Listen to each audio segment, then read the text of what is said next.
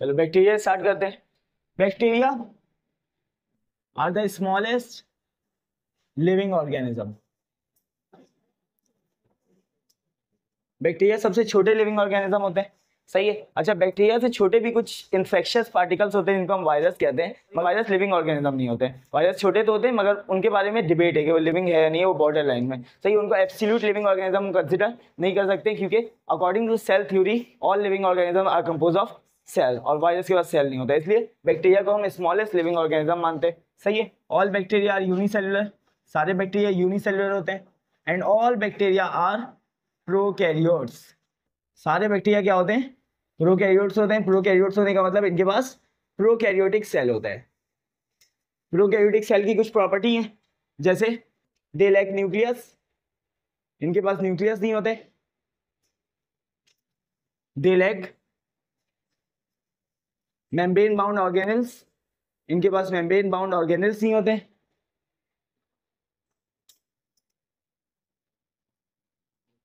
इसके अलावा they have circular DNA, इनके पास डीएनए कैसा होता है?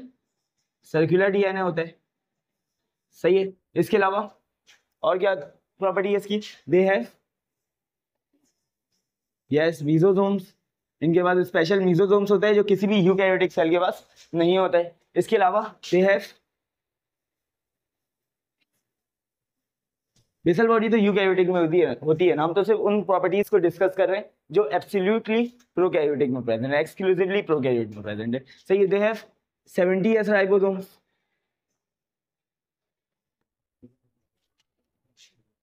इसके अलावा दे ऑल आर यूनिसेलुलर, कोई भी प्रोकैरियोटिक सेल मल्टी सेलुलर नहीं हो सकता, सारे प्रोकैरियोटिक सेल कैसे होते हैं? यूनिसेलुलर होते हैं, सही है। आगे बात समझ में? तो ये प्रोकैरियोटिक सेल की कुछ स्पेशल प्रॉपर्टीज थी। इसके अलावा जो प्रोकैरियोटिक सेल होते हैं, प्रोकैरियोटिक सेल बैक्टीरिया के अलावा जिनके पास प्रोकैरियोटिक सेल आते हैं उसमें आर्ची आ जाते हैं। पहले इनको आर्ची बैक्टीरिया भी कहा जाता था, सही है। और इसके अलावा साइनोबैक्टीरिया आ जाते हैं, हाँ, जिनको ब्लू ग्रीन एल्गी कहते हैं, सही है। मगर हमारा टॉपिक इनसे रिलेटेड नहीं है, हमारा टॉपिक किससे रिलेटेड है? बैक्टीरिया से रिलेटेड। एल्गी को कहते हैं प्लांट प्रोडक्ट्स, नहीं, ये ब्लू ग्रीन एल्गी, असल में इसको ब्लू ग्रीन एल्गी इसलिए कहते हैं क्योंकि फोटोसिंथेसिस परफॉर्म करता है, सही है, इसलिए इसको ब्लू ग्रीन एल्गी कहते हैं। वैसे ये एल्गी है नहीं, इससे एल्गी का इससे कोई ताल्लुक नहीं है। जिस तरह जेलीफिश के नाम में फिश आता है मगर उसका फिश से कोई भी ताल्लुक नहीं है, उसी तरीके से इसका है, ये ब्लू ग्रीन एल्गी है मगर इससे एल्गी का कोई ताल्लुक नहीं है, सही। सिर्फ फोटोसिंथेसिस की वजह से इनको एल्गी कहा जाता है, वैसे इनसे एल्गी का कोई ताल्लुक है नहीं। अच्छा, अगर बैक्टीरिया के साइज की बात करें तो सबसे स्मॉलेस्ट बैक्टीरिया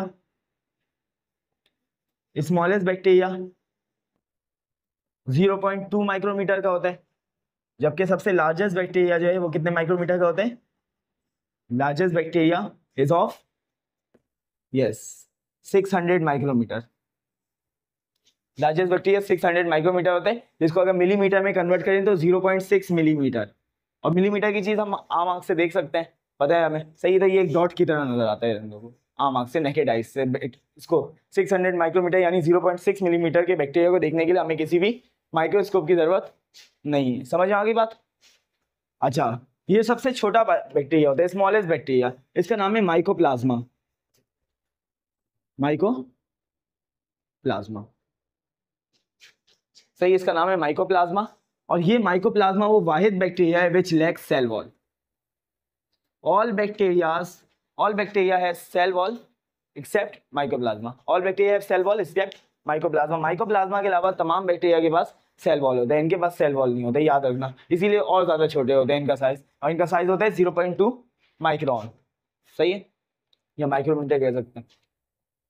अच्छा, इसके अलावा अगर स्ट्रक्चर ऑफ बैक्टीरिया की बात करें,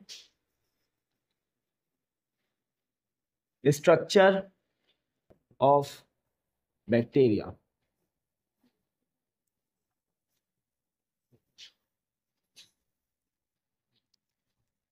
तो स्ट्रक्चर ऑफ बैक्टीरिया में कुछ एसेंशियल स्ट्रक्चर है जो सारे बैक्टीरिया में प्रेजेंट होगा, और कुछ नॉन एसेंशियल है जो कि किसी बैक्टीरिया में होगा, किसी बैक्टीरिया में नहीं होगा। Essential component of the bacterial cell is cell membrane.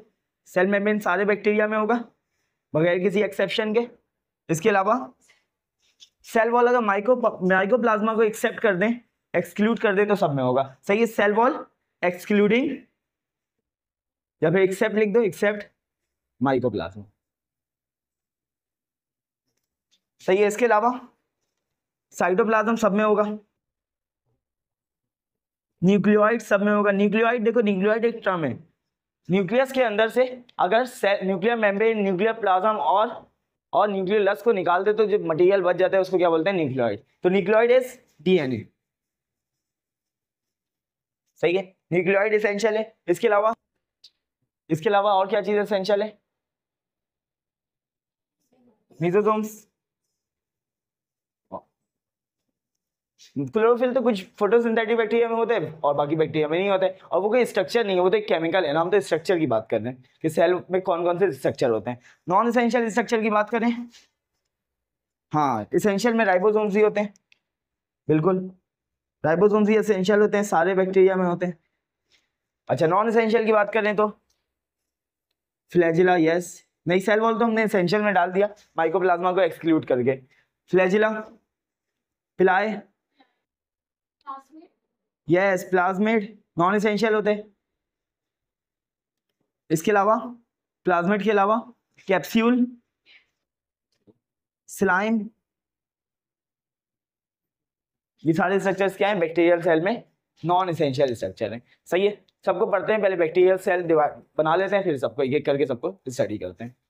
This is bacterial cell, ये हमारे पास बैक्टीरियल सेल है। इसके अलग अलग कंपोनेंट्स को हम स्टडी करते हैं एक एक करके। सबसे बाहर जो स्ट्रक्चर होता है ये होता है कैप्सूल। अच्छा, कुछ बैक्टीरिया में कैप्सूल होता है और कुछ बैक्टीरिया में ये स्लाइम होता है। सही, आउटर मोस्ट स्ट्रक्चर कुछ बैक्टीरिया में कैप्सूल होता है, कुछ बैक्टीरिया में स्लाइम होता है, और कुछ बैक्टीरिया में दोनों नहीं होते। ये नॉन एसेंशियल कंपोनेंट है ना, कुछ बैक्टीरिया में दोनों नहीं होते हैं, उसकी जगह आउटर मोस्ट सेल वॉल होता है, मगर फिर भी कुछ बैक्टीरिया में होता है, इसलिए हम इसको डिस्कस कर लेते हैं, कैप्सूल को और स्लाइम को। सही है, कैप्सूल जिन बैक्टीरिया में होता है वो टाइटली पैक्ड होता है। क्या होता है, tightly packed with cell wall, cell wall के साथ टाइटली पैक्ड होता है कैप्सूल। जबकि अगर स्लाइम की बात करें तो स्लाइम लूजली पैक्ड होता है सेल वॉल के साथ, loosely packed with cell wall, cell wall के साथ लूजली पैक्ड होते हैं। इसके अलावा कैप्सूल की बात करें तो कैप्सूल स्टिकी होता है, गमी होता है। सही है, गमी स्ट्रक्चर होता है, तो ये स्टिकी होता है, या फिर कह सकते हैं गमी होता है, यानी चीजों को अडेयर कर लेते हैं अपने साथ, चिपक जाता है आराम से, कहीं से भी अटैच हो जाता है, कहीं पे भी किलिंग हो जाता है कहीं पे भी। और स्लाइम जो होता है ये स्लिपरी स्ट्रक्चर होता है, स्लाइम स्लिपरी स्ट्रक्चर होता है। सही है। अच्छा, ये कैप्सूल और स्लाइम क्या क्यों प्रेजेंट होते हैं बैक्टीरिया में, क्या काम होता है इन कैप्सूल का और स्लाइम का? दे बोथ, ये फीचर कॉमन है दोनों में, they both increase the pathogenicity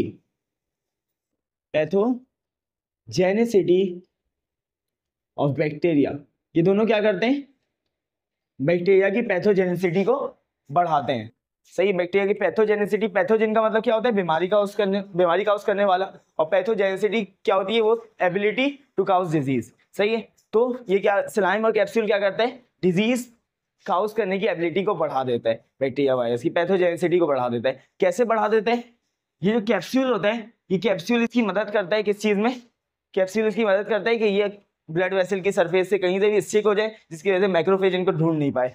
समझ आ रही बात, डब्ल्यूबीसी इनको ढूंढ नहीं पाए, मतलब ये जगह जगह स्टिक हो जाते हैं। सही, चिपक जाते हैं, हम ब्लड वेसल्स के अराउंड या फिर किसी टिश्यू में जाके स्टिक हो जाते हैं। सही है, तो स्टिक हो जाते हैं तो बच जाते हैं। समझ आ गई बात, तो और ये क्योंकि इनका स्टिकी सरफेस होता है और ये स्लाइम स्लिपरी होते हैं, तो जब मैक्रोफेज इनको फैगोसाइटोस करने की कोशिश करते हैं, इनको इंगल्फ करने की कोशिश करते हैं, तो ये बैक्टीरिया क्या करते हैं, स्लिप होकर आगे बढ़ जाते हैं, स्लिप हो जाते हैं। सही, अपनी स्लिपरी सरफेस की वजह से। सही है, अगर दोनों में को कंपेयर किया जाए कि कौन ज्यादा पैथोजेनिसिटी को इंक्रीज करता है, तो वो कौन करते हैं, स्लाइम ज्यादा पैथोजेनिसिटी को इंक्रीज करता है, क्योंकि इसको अगर फाइंड कर भी लिया मैक्रोफेज ने तो इसको खाना बहुत मुश्किल है, इंगल्फ करना बहुत मुश्किल है स्लाइम वाले बैक्टीरिया को, ऐसे बैक्टीरिया को जिसके पास स्लाइम हो। सही है, तो दे आर मोर पैथोजेनिक,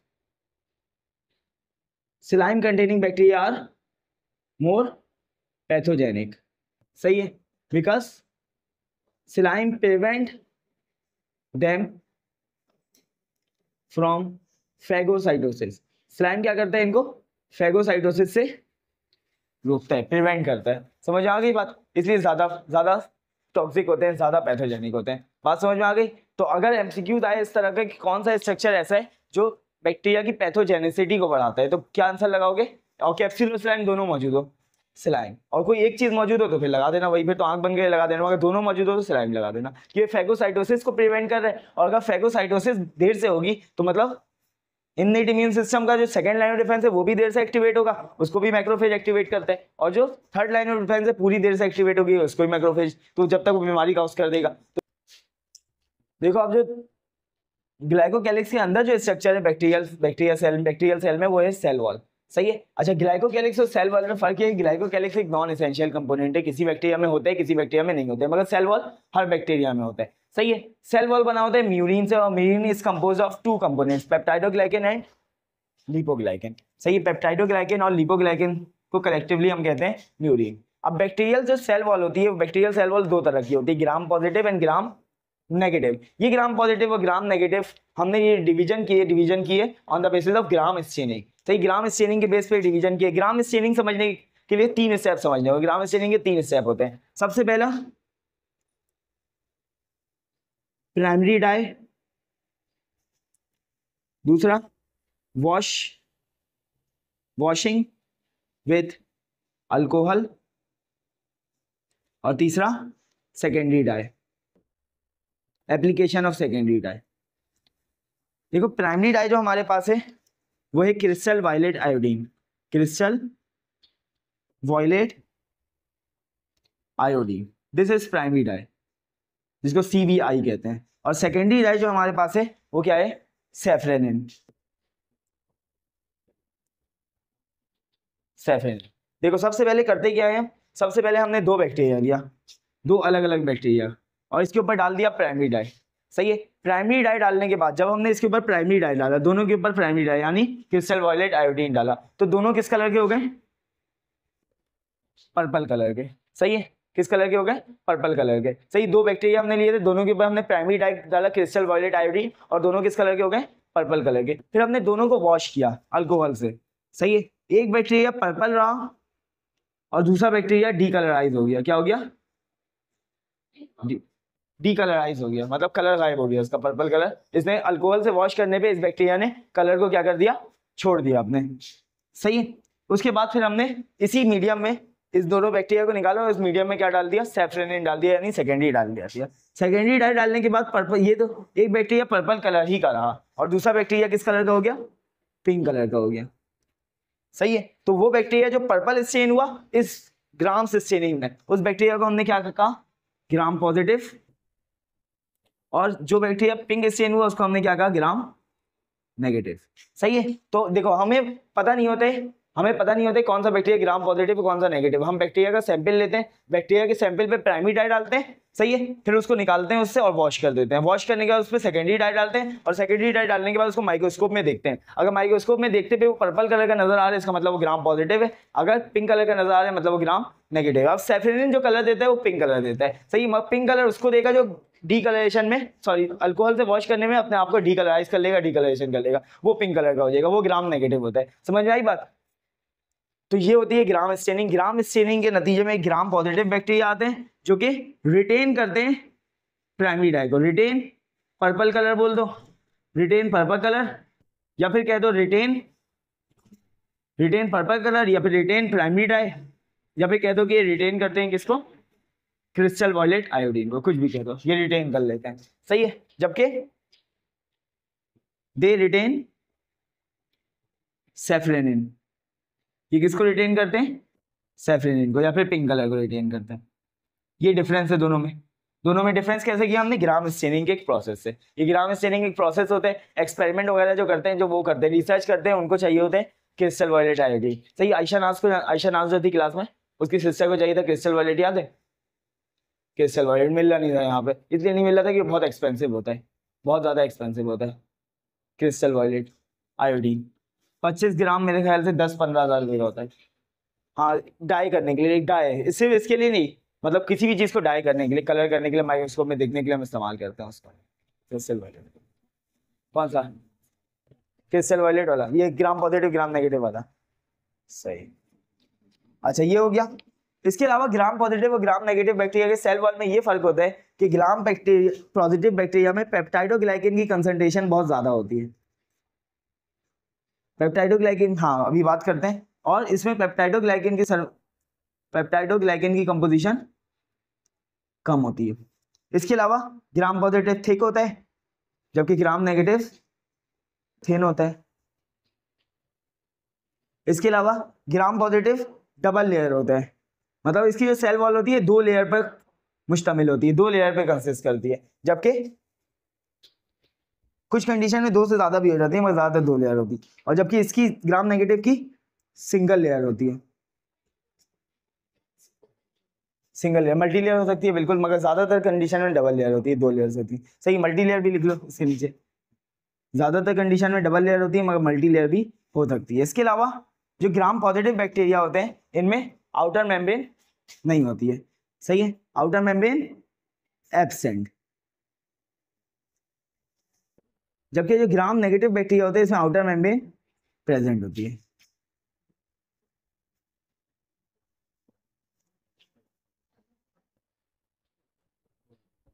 सही है। प्रोकैरियोटिक सेल का जो फ्लैजिला होता है ये बना होता है फ्लैजिलिन प्रोटीन से, जबकि याद है यूकैरियोटिक सेल का फ्लैजिला किससे बना हुआ था? ट्यूबुलिन प्रोटीन से, मगर प्रोकैरियोटिक सेल का फ्लैजिला फ्लैजिलिन प्रोटीन से बना हुआ होता है। सही है। इसके अलावा इनके पास जो फ्लैजिला होता है वो लोकोमोशन में हेल्प करता है। सही, लोकोमोशन में हेल्प करता है। इसका एक और, इसकी जो कनेक्टिंग सरफेस होती है वो सेल साइटोप्लाज्म के अंदर नहीं होती है, बल्कि सेल वॉल के अंदर होती है। सही है, तो लिख दो कि they are originated from cell wall. ये कहां से ओरिजिनेट होते हैं? फ्लैजिला सेल वॉल से ओरिजिनेट होते हैं। बात समझ आई? हमारी यूकैरियोटिक सेल में यहाँ पे साइटोप्लाज्म में बेसल बॉडी प्रेजेंट थी, उससे फ्लैजिला निकलता था, मगर प्रोकैरियोटिक सेल में जो फ्लैजिला ओरिजिनेट होता है वो कहां से होते हैं? सेल वॉल से होते हैं। नहीं, बेसल बॉडी कह सकते हैं, एक बेसल बॉडी जैसा कोई स्ट्रक्चर नहीं है, तो जाहिर सी बात है किसी ना किसी चीज से तो ओरिजिनेट हो रहा होगा। हाँ, तो वही किसी ना किसी, मतलब बेसल बॉडी में जो माइक्रोट्यूब्यूल का बना हुआ था बेसल बॉडी, जिसको काइनेटोसोम बोल लेते हैं, उस तरह का कुछ नहीं होता है। हाँ, यहाँ पे कोई स्ट्रक्चर होता है जिससे ओरिजिनेट होता है, इसलिए मैंने उस पॉइंट को मिटा दिया, नो बेसल बॉडी का। बस ये डिफरेंस है कि ये साइटोप्लाज्म से ओरिजिनेट हो रहा था और ये कहाँ से ओरिजिनेट हो रहा है? सेल वॉल से ओरिजिनेट हो रहा है। सही है, समझ आ गई बात? इसके अलावा ये एक स्ट्रक्चर है जिसको हम क्या कहते हैं? पिलाई। ये पिलाई बना हुआ होता है पाइलिन प्रोटीन से। किससे बना हुआ होता है? पिलाई is made up of pilin protein. सही, पिलाई पाइलिन प्रोटीन से बना हुआ होता है। और ये किस चीज में हेल्प कर रहा होता है? जेनेटिक रिकॉम्बिनेशन में। जेनेटिक रिकॉम्बिनेशन कहते हैं exchange of extra genetic material of bacteria between 2 bacteria. 2 bacteria के दरमियान एक्स्ट्रा जेनेटिक मटेरियल के एक्सचेंज को क्या बोलते हैं? Genetic recombination. और जेनेटिक रिकॉम्बिनेशन की 3 टाइप होती है। जेनेटिक रिकॉम्बिनेशन की वो टाइप जो पिलाई के जरिए अचीव हो उसको क्या बोलते हैं? कॉन्जुगेशन। सही है। इसके अलावा यहाँ पे डीएनए मौजूद है। अच्छा, ये जो डीएनए है इनके पास, इसको न्यूक्लियोइड भी बोलते हैं, इसके अलावा ये डीएनए सर्कुलर होते हैं। सही है, इसमें नो इंट्रॉन्स आर प्रेजेंट, कोई भी इंट्रॉन प्रेजेंट नहीं होता है, सिर्फ क्या प्रेजेंट होते हैं? एक्सॉन प्रेजेंट होते हैं।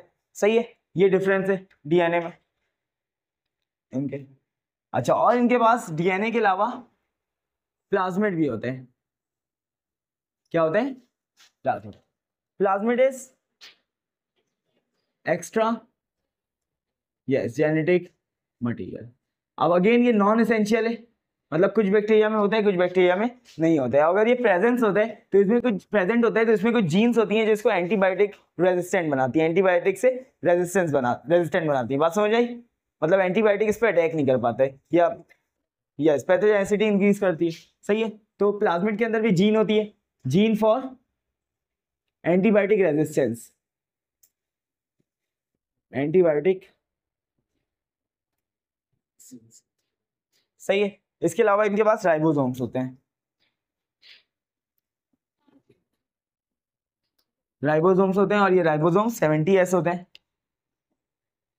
और फ्रीली डिस्पर्स होते हैं साइटोप्लाज्म में, freely dispersed in cytoplasm, cytoplasm में फ्रीली डिस्पर्स होते हैं। इसके अलावा इनके पास लास्ट स्ट्रक्चर इनका है, इसको हम कहते हैं मीजोजोम।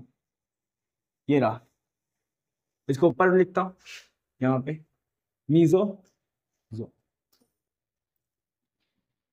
ये मीजोजोम्स इन्वेजिनेशन होती है सेल मेम्ब्रेन में, इन्वेजिनेशन होती है, और ये जो मीजोजोम है इसके अंदर एंजाइम्स प्रेजेंट होते हैं और ये एंजाइम्स 3 कामों में हेल्प करते हैं, सेल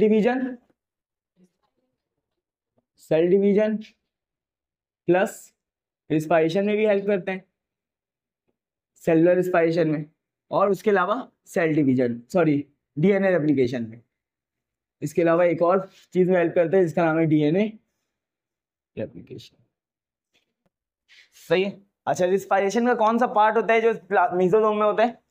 इलेक्ट्रॉन ट्रांसपोर्ट चेन। तो याद रखना, रिस्पायरेशन का सिर्फ इलेक्ट्रॉन ट्रांसपोर्ट चेन कहाँ पे होता है? मीजोसोम में। सही, बाकी सारी चीजें साइटोप्लाज्म में होती है इसकी। क्लियर है? बैक्टीरिया,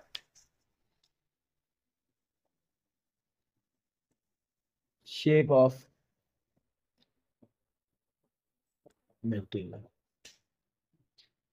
अच्छा, अगर बैक्टीरिया की शेप की बात करें तो बैक्टीरिया 5 शेप का हो सकता है, 6 शेप का हो सकता है।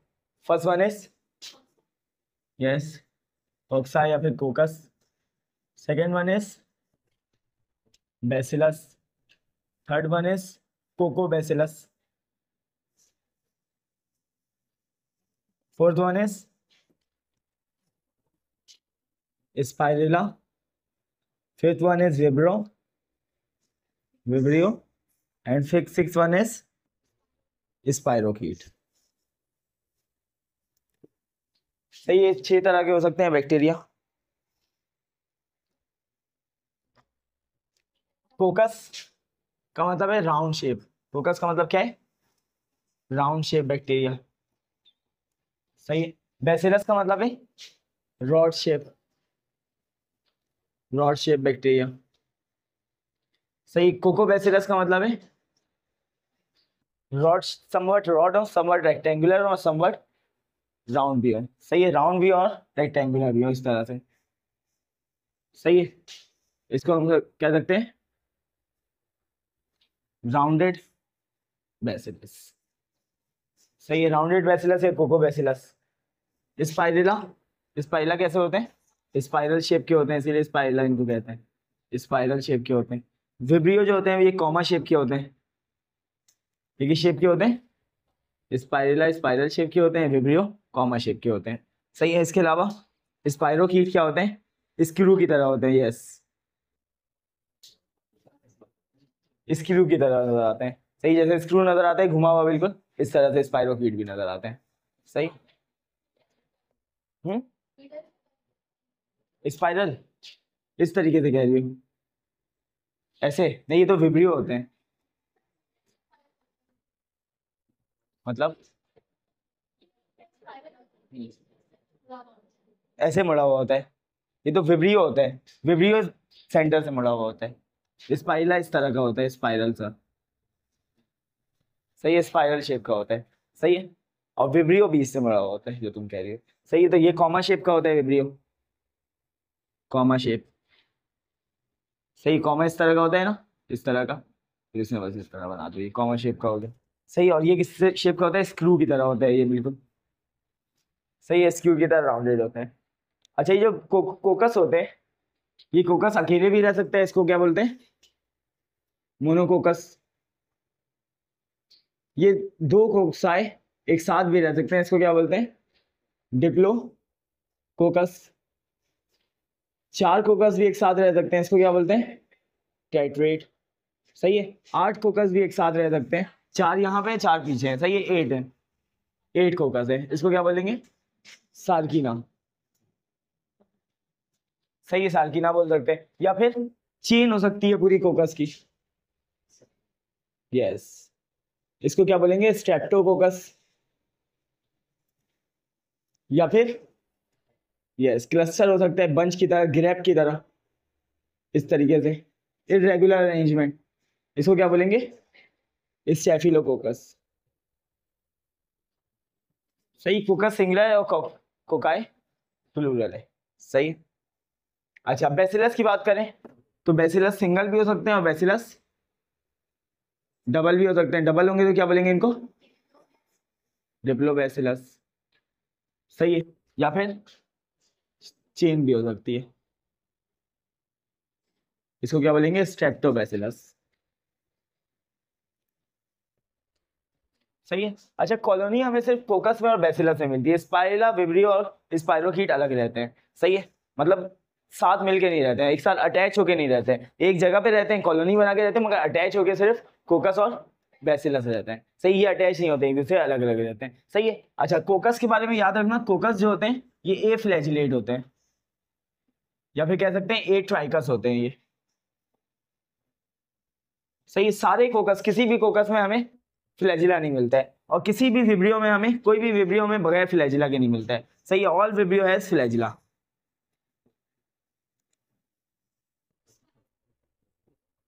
हो भी सकता है, नहीं भी हो सकता है। सही, यूजुअली होता है स्पाइरला में भी। सही है, मगर कोकस में एक एक्सेप्शन है, कोकस में कभी भी फ्लैजिला नहीं होगा। बेसिलस में कभी हो सकता है, हो भी सकता है और नहीं भी हो सकता है। सही है, मगर कोकस में कभी नहीं होगा और वाइब्रो में हमेशा होगा। सही है। इंपॉर्टेंस में सबसे पहले देखते हैं ecological importance and economical importance. Ecological importance का मतलब इन्वायरमेंट को बैक्टीरिया से क्या फायदा होता है, क्या इंपॉर्टेंस है इन्वायरमेंटल एस्पेक्ट में। और इकोनॉमिकल इंपॉर्टेंस मतलब कि इकोनॉमी, मतलब हमें किस तरह से इकोनॉमिकली इससे फायदा होता है बैक्टीरिया से, मतलब किस तरह से हम इससे चीज़ें तैयार कर सकते हैं, प्रोडक्ट बना सकते हैं और फिर इसको सेल कर सकते हैं। समझ आई बात? अच्छा तो सबसे पहला जो इकोलॉजिकल इंपॉर्टेंस है वो है decomposition of dead organic matter. सही है, decomposition of dead organic matter. Bacteria जो होते हैं वो डिकम्पोजर्स होते हैं, बहुत सारे बैक्टीरिया डिकम्पोजर्स होते हैं, हमें पता है ना। और वो क्या करते हैं, डेड ऑर्गेनिक मैटर को सॉइल में मिला के ह्यूमस बना देते हैं, जिसकी वजह से सॉइल क्या हो जाता है, फर्टाइल हो जाता है, और उसी की वजह से उसमें प्लांट उगते हैं। सही है, तो मतलब ये बहुत बड़ा फायदा है बैक्टीरिया का कि डिकम्पोजर्स हैं। सही है। उसके अलावा नाइट्रोजन फिक्सेशन, बहुत सारे बैक्टीरिया नाइट्रोजन फिक्सेशन करते हैं, जैसे एग्जाम्पल लिखी हुई है राइजोबियम लेग्यूमिनोसोलम। सही है, ये एग्जाम्पल है, इस एग्जाम्पल को याद कर लो कि ये प्रेजेंट होता है लेग्यूमिनस प्लांट के रूट में। It is present in root of leguminous plant, leguminous plant के रूट में प्रेजेंट होता है। सही है, और ये क्या कर रहा होता है, नाइट्रोजन फिक्सेशन कर रहा होता है। इसके अलावा सिंथेसिस ऑफ योगर्ट, चीज वगैरह में हम क्या डालते हैं, बैक्टीरिया डालते हैं, जिसकी वजह से योगर्ट बनता है, चीज बनता है। अच्छा इसके अलावा बैक्टीरिया हमारे हमारी बॉडी के अंदर भी होते हैं। सही, बहुत सारे बैक्टीरिया हमारी बॉडी के अंदर होते हैं। सही है, जो कि क्या कर रहे होते हैं, इंटेस्टीन में, लार्ज इंटेस्टीन में होते हैं। लार्ज हमारे लार्ज इंटेस्टीन में कुछ सिम्बायोटिक बैक्टीरिया होते हैं।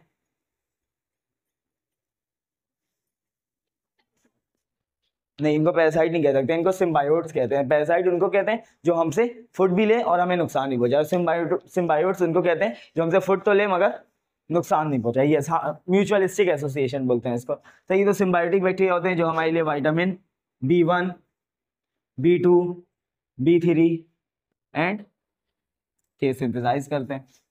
सही है, तो ये इनका फायदा है। इसके अलावा कुछ मेडिकल इंपॉर्टेंस भी है, जैसे बैक्टीरिया का जो प्लाज्मिड होता है ये जेनेटिकल इंजीनियरिंग में इस्तेमाल होते हैं, जेनेटिक इंजीनियरिंग। और इसी जेनेटिक इंजीनियर से बहुत सारी प्रोडक्ट्स हम बनाते हैं, जैसे इंसुलिन बनाते हैं जेनेटिक RDNA टेक्नोलॉजी से, रिकॉम्बिनेंट DNA टेक्नोलॉजी से इंसुलिन बनाते हैं, और भी बहुत सारी मेडिसिन वगैरह बनाते हैं। सबसे इंपॉर्टेंट चीज़ जो बनाते हैं वो इंसुलिन है। सही है, और रिसर्च वगैरह में भी काम आता है इसका प्लाज्मिड। इसके अलावा बैक्टीरिया की मदद से हम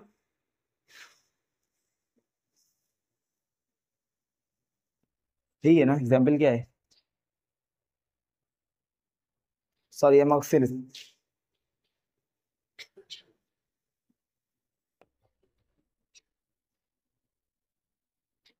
सही है।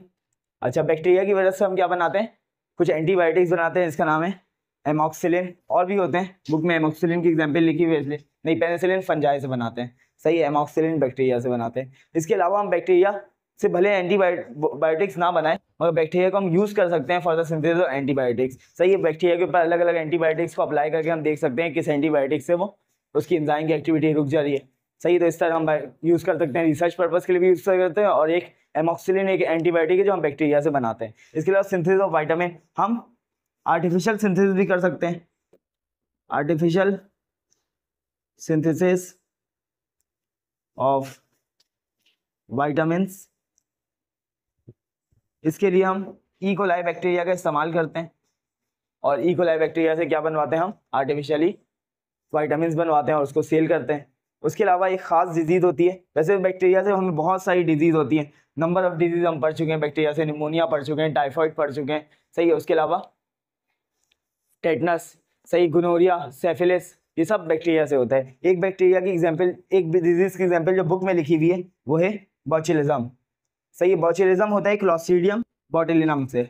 ये बैक्टीरिया ये क्या करवाते हैं, बोचुलिज्म करवाते हैं। बोचुलिज्म एक सीवियर डायरिया का नाम है, एक बहुत सीवियर डायरिया होता है जिसको क्या बोलते हैं, बोचुलिज्म, या फिर फूड पॉइजनिंग भी कह सकते हैं, फूड पॉइजनिंग। ये इंपॉर्टेंस बैक्टीरिया की है। इसके अलावा और भी बहुत सारी इंपॉर्टेंस है बैक्टीरिया की, मगर ये हमारे बुक में जो था मैंने उसको डिस्कस कर लिया। कंट्रोल ऑफ बैक्टीरिया, बैक्टीरिया को हम कैसे कंट्रोल कर सकते हैं। सही, सबसे पहले फिजिकल मेथड देख लेते हैं कि फिजिकल मेथड से किस तरह कंट्रोल कर सकते हैं, फिर देखेंगे केमिकल मेथड्स कि केमिकल मेथड से किस तरह कंट्रोल कर सकते हैं। अच्छा, फिजिकल मेथड से कंट्रोल करने का एक तरीका है कि बॉईल कर दें। हम किसी भी चीज़ को बॉईल करते हैं, जैसे वाटर को हम कैसे पीते हैं, बॉईल करके पीते हैं। सही, क्यों बॉईल करके पीते हैं वाटर को, ताकि उससे बैक्टीरियाज वगैरह और माइक्रोब्स वगैरह किल हो जाए। तो पहला तरीका है बॉइलिंग, 100 डिग्री सेंटीग्रेड पे वाटर की बॉइलिंग कर दें। सही है। अच्छा, उसके बाद फ्रीजिंग, हम किसी भी चीज़ को फ्रीज करके स्टोर कर सकते हैं, उसमें बैक्टीरियल ग्रोथ को रोक सकते हैं। इसके अलावा हम फ्रीजिंग के साथ साथ रेफ्रिजरेशन का भी यूज़ कर सकते हैं। रेफ्रिजरेशन का मतलब टेम्परेचर को लो करके, जिस तरह फ्रिज में होता है रेफ्रिजरेटर में होता है, टेम्परेचर को हम लो कर देते हैं, इसकी वजह से कुछ दिन तक खाने में कोई बैक्टीरियल ग्रोथ नहीं होती है। उसके अलावा हम फ्रीज कर देते तो फिर तो सर्दियों में कोई बैक्टीरियल ग्रोथ नहीं है। इसके अलावा ड्राई हीट से भी हम किल कर सकते हैं। ड्राई हीट का क्या मतलब है, खुश्क हीट। खुश्क हीट कैसी होती है, विदाउट ऑक्सीजन कैसे हीट होती है, हाँ, बगैर वाटर के। सही, बगैर वाटर की कोई हीट, जैसे बॉइलिंग में हम वाटर के जरिए, यस, ओवन में ड्राई हीट होती है, मतलब हीट तो होती है मगर उसमें वाटर नहीं होता है। सही है, तो ड्राई हीट ऐसी हीट होती है जिसमें वाटर नहीं होता है, जैसे ओवन में होता है।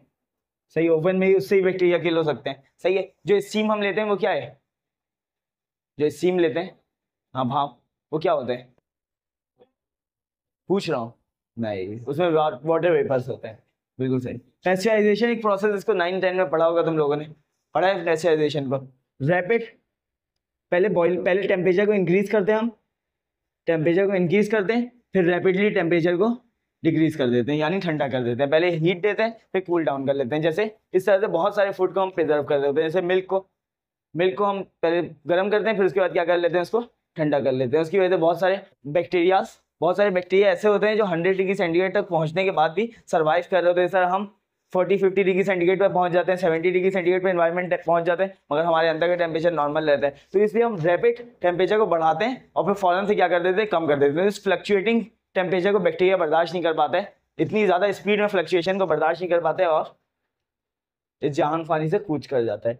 इसके अलावा डेसिकेशन, देखो बैक्टीरियल ग्रोथ के लिए सबसे इंपॉर्टेंट पैरामीटर है मॉइस्चर। अगर मॉइस्चर होगी तो बैक्टीरियल ग्रोथ होगा, मॉइस्चर नहीं होगी तो बैक्टीरियल ग्रोथ नहीं होगा। तो बैक्टीरियल ग्रोथ के लिए मॉइस्चर का होना बहुत जरूरी है, वाटर का होना बहुत जरूरी है। सही है, तो अगर हम किसी भी चीज़ को डिहाइड्रेट कर दें या डेसिकेट कर दें, एक ही बात है। सही, तो क्या होगा, उसके अंदर से सारा वाटर निकल जाएगा, उसके अंदर बैक्टीरियल ग्रोथ नहीं हो पाएगी। सही है। अच्छा, अब तो फ्रिज होता है, पुराने ज़माने में अगर 500 साल पहले चले जाएं, 600 साल पहले चले जाएं, तो वो लोग गोश्त को कैसे स्टोर करते थे, बहुत पहले सुखाते कैसे थे, उसको धूप में टांग देते थे, जिसकी वजह से वो डिहाइड्रेटेड हो जाता था। और सिर्फ धूप में टांगने से नहीं होता है, उसके अंदर फिर भी वाटर कंटेंट रहता है। सेल किससे बना होता है, सेल वाटर से बना होता है। बिल्कुल, वो क्या करते हैं, ये देखो, ये मीट का एक लैंप है, ये एक टुकड़ा है। सही है, इसके ऊपर वो क्या लगा देते हैं, नमक लगा देते हैं। जब इसके ऊपर वो नमक लगाते हैं, सॉल्ट लगाने की वजह से क्या होता है, बाहर की जो सरफेस होती है उसकी जो ऑस्मोलैरिटी हो जाती है हाइपरटोनिक। सही है, और गोश्त के अंदर हाइपोटोनिक। सही, बहुत ज़्यादा सॉल्ट लगाने से क्या होता है, बाहर का एनवायरनमेंट हाइपरटोनिक हो जाता है, अंदर का क्या हो जाता है, इसकी निस्बत हाइपोटोनिक हो जाता है। वाटर हमेशा हाइपो से हाइपर की तरह ट्रेवल करता है तो वाटर अंदर से निकल के बाहर आ जाता है। इस तरह पूरा पूरा वो क्या हो जाता है, मीट क्या हो जाता है, डेसिकेट हो जाता है, पूरी तरीके से सूख जाता है। समझ में आ गई बात? तो इस तरीके से डेसिकेशन के जरिए हम कर सकते हैं। लायोफिलाइजेशन, लायोफिलाइजेशन में हम क्या करते हैं, फ्रीजिंग, इसमें फ्रीजिंग करते हैं, मगर इसमें फ्रीजिंग हम टेम्परेचर को कम करके नहीं करते हैं, बल्कि वैक्यूम क्रिएट करके करते हैं। क्या करके करते हैं, वैक्यूम क्रिएट करके, फ्रीजिंग अंडर वैक्यूम। वैक्यूम अंदर का प्रेशर बहुत ज्यादा कम कर देते हैं। जब प्रेशर कम करते हैं तो बॉइलिंग पॉइंट भी क्या हो जाता है, वाटर का कम हो जाता है। और जब सॉरी फ्रीजिंग पॉइंट भी वाटर का क्या हो जाता है, फ्रीजिंग पॉइंट बढ़ जाता है वाटर का। प्रेशर को कम करते हैं तो वाटर का फ्रीजिंग पॉइंट क्या हो जाता है, बढ़ जाता है। सही है। टेम्परेचर को जब टेम्परेचर बोल रहा हूँ, वैक्यूम के अंदर लो प्रेशर होता है, जब प्रेशर लो होता है तो फ्रीजिंग पॉइंट क्या हो जाता है, बढ़ जाता है। फ्रीजिंग पॉइंट बढ़ जाता है और हाई टेम्परेचर पे भी क्या हो जाती है, चीज फ्रीज हो जाती है। सही है। तो फ्रीजिंग अंडर वैक्यूम को हम कहते हैं लायोफिलाइजेशन। इसके अलावा मेम्ब्रेन फिल्ट्रेशन, जिस तरह हम पोर्सिलिन फिल्टर को भी हमने देखा था, याद है? पोर्सिलिन फिल्टर के जरिए अगर हम किसी भी चीज को फिल्टर कर ले तो उसके अंदर क्या बैक्टीरिया बाकी रहेगा, नहीं रहेगा। तो फिल्ट्रेशन भी कर सकते हैं। इसके अलावा रेडिएशन यूज कर सकते हैं, दो तरह की रेडिएशन यूज कर सकते हैं, आयोनाइजिंग रेडिएशन, आयोनाइजिंग और नॉन आयोनाइजिंग। आयोनाइजिंग रेडिएशन का क्या मतलब है, वो चीजों को आयोनाइज कर देगी, यानी डीएनए वगैरह को आयोनाइज कर देगी, जिसकी वजह से वो क्या हो जाएगा, किल हो जाएगा। और नॉन आयोनाइजिंग रेडिएशन में कौन कौन से आ जाते हैं, एक्स रेज आ जाते हैं, गैमा रेज आ जाते हैं, यस सही है। और नॉन आयोनाइजिंग में कौन आ जाता है, ultraviolet, UV rays. UV rays क्या करते हैं, म्यूटेशन काउज कर देते हैं। सही, यूवी रेस बैक्टीरिया के अंदर म्यूटेशन काउज कर देते हैं, जिसकी वजह से वो नॉर्मल फंक्शन नहीं परफॉर्म कर पाते हैं, और इससे भी बैक्टीरिया को कंट्रोल किया जा सकता है। तो ये कुछ फिजिकल मेथड से इसके जरिए हम बैक्टीरिया को कंट्रोल कर सकते हैं। अब इसके अलावा कुछ केमिकल मेथड से भी हम बैक्टीरिया को कंट्रोल कर सकते हैं, जैसे स्टेरिलाइजेशन और डिसइंफेक्शन। डिसइंफेक्शन और स्टेरिलाइजेशन में क्या फर्क है, what is the difference between sterilisation and disinfection? Sterilisation कहते हैं, यस, स्टेरिलाइजेशन अप्लाई होता है किस पे, अप्लाई ऑन लिविंग थिंग। जैसे जैसे यस, जैसे कि स्टेरिलाइजेशन, स्टेरिलाइज करते हैं हम, जिस तरह अपने हाथ को स्टेरिलाइज कर लेते हैं हम सोप से। सही है। स्टेरिलाइजेशन का मतलब होता है बैक्टीरियल ग्रोथ, बैक्टीरियल कॉलोनी को खत्म करना, तो सोप के जरिए हम कर सकते हैं खत्म। डिटॉल होता है, डिटॉल एक डिटॉल होता है लगाने वाला, उस डिटॉल को हम लगा के कर सकते हैं। लिविंग सरफेस पे जो भी चीज अप्लाई होगी वो क्या कहलाएगी, स्टेरिलाइजेशन। सही है, समझ आ गई बात? एंटीसेप्टिक भी, बिल्कुल, इसको एंटीसेप्टिक भी कह सकते हैं। एंटीसेप्टिक दोनों को कह सकते हैं। एंटीसेप्टिक का मतलब होता है जो बैक्टीरिया के खिलाफ एक्शन परफॉर्म करे, एंटीसेप्टिक भी कह सकते हैं इसको। एंटीसेप्टिक इसको भी कह सकते हैं और इसको भी कह सकते हैं, दोनों को कह सकते हैं एंटीसेप्टिक, क्योंकि दोनों बैक्टीरिया के खिलाफ इस्तेमाल होते हैं। बस स्टेरिलाइजेशन अप्लाई होती है लिविंग थिंग के ऊपर, डिसइंफेक्टेंट नॉन लिविंग थिंग। जैसे कि फिनॉल होता है, यहाँ पे इसकी एग्जांपल्स लिखी हुई है, डिसइंफेक्टेंट की भी और स्टेरिलाइजेशन की भी, दोनों की एग्जांपल्स हैं सारी। जैसे कि हम फिनाइल आता है, फिनाइल पोछा लगाने के लिए, सही है, उसको फ्लोर को साफ करने के लिए फिनाइल आता है, उस फिनाइल से भी क्या होता है, बैक्टीरियल ग्रोथ खत्म हो जाती है। तो फिनाइल क्या है, फिनाइल इज डिसइंफेक्टेंट, क्या है, क्योंकि वो नॉन लिविंग थिंग के ऊपर अप्लाई होता है। इसी तरह डिटॉल देखे तो डिटॉल क्या है, हाँ यस, स्टेरिलाइजेशन के लिए यूज होता है। इस तरह सोप्स डिसइंफेक्टेंट भी हो सकते हैं, स्टेरिलाइजेशन के लिए भी इस्तेमाल हो सकते हैं, दोनों के लिए इस्तेमाल हो सकते हैं। सही है। डिटर्जेंट सिर्फ और सिर्फ डिसइंफेक्शन के लिए इस्तेमाल होता है। सही है। इसी तरह एल्डिहाइड की बात करें तो एल्डिहाइड भी बैक्टीरियल ग्रोथ को रोकता है, prevent the bacterial growth, it prevent bacterial growth. सही है। तो इसको भी हम कंट्रोल करने के लिए यूज कर सकते हैं एल्डिहाइड को। किस तरह यूज करते हैं, इसकी एग्जांपल तुम लोगों ने देखी होगी, फॉर्मेलिन। कोई किसी भी चीज को अगर हमें प्रिजर्व करना होता है, जिस तरह तुम लोग मेडिकल कॉलेज में आओगे तो तुम लोग एनाटॉमी म्यूजियम में जाओगे तो वहां पे हाथ होगा, सही है, ऐसे ही फॉर्मेलिन में डला होगा, हाथ सलामत, सही है, बच्चा होगा, सही है, ब्रेन होगा, सही है, हर चीज होगी, हर चीज, समझ आ रही है बात, हर चीज असली होगी, पैर होगा, हाथ होगा, और वो निकाल लेते हैं फिर फॉर्मेलिन से, जब ऑस्फी होती है तो वो निकाल के सामने रख देते हैं। सही है, मतलब हर चीज निकाल लेते हैं, बच्चा निकाल लेते हैं, वो फॉर्मेलिन की वजह से खराब नहीं होता है, फॉर्मेलिन के अंदर डुबा के उसको रखते हैं। सही है, बस फॉर्मेलिन को चेंज करते रहना पड़ता है। समझ आ गई बात? तो फॉर्मेलिन फॉर्मल्डिहाइड है। सही। फिनॉल, फिनॉल से फिनाइल बनाते हैं और ये भी डिसइंफेक्टेंट है। यस। हेलोजेंस को यूज कर सकते हैं, जिस तरह क्लोरीन को यूज करते हैं पानी को साफ करने के लिए यूज करते हैं ना, स्विमिंग पूल वगैरह में क्लोरीन डाल देते हैं ताकि बैक्टीरियल ग्रोथ ना हो। हैवी मेटल्स को यूज कर सकते हैं ट्रीटमेंट के लिए, जिस तरह बहुत सारी डिजीज होती है जिसमें सिल्वर को यूज करते हैं। हाँ सिल्वर को यूज किस चीज में, सही, तो हैवी मेटल्स को यूज करते हैं बहुत सारी डिजीजेस में, सही है। अच्छा तो बहुत सारी डिजीजेस होती हैं जो गोल्ड से सिल्वर से ट्रीट की जाती हैं एक्सेट्रा, हैवी मेटल से ट्रीट की जाती हैं, सही है। जैसे कि एक एग्जांपल लिखी हुई है बुक से सिल्वर नाइट्रेट की। सिल्वर नाइट्रेट जो होता है ये निजेरिया गोनोरिया को ट्रीट करने के लिए इस्तेमाल होता है, सही। इसके अलावा सोप्स और डिटर्जेंट का तुम लोगों को पता ही है एंटी वो है डिसइंफेक्टेंट है। इथाइलिन ऑक्साइड को भी यूज किया जाता है एज अ डिसइंफेक्टेंट या स्टेरिलाइजेशन के लिए। इसके अलावा एंटीबायोटिक्स का तो यूज कर ही सकते हैं हम, अलग अलग एंटीबायोटिक्स का, सही है, क्या करने के लिए, बैक्टीरियल ग्रोथ को रोकने के लिए।